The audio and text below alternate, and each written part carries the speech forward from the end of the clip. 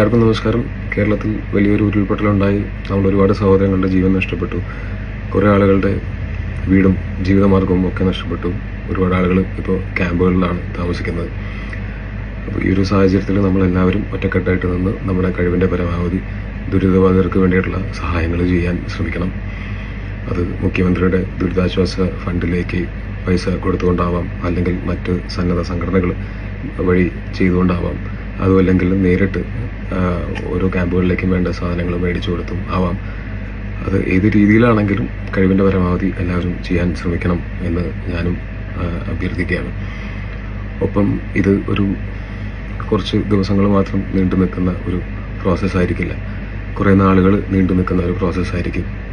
രക്ഷാപ്രവർത്തനമെല്ലാം കഴിഞ്ഞ് രക്ഷപ്പെട്ട ആളുകൾ ക്യാമ്പുകളിൽ നിന്ന് എപ്പോഴാണോ അവരെ പുനരധിവസിപ്പിക്കാനായിട്ട് ഉള്ള ഒരു സമയം ആവുന്നത്, ആ സമയത്ത്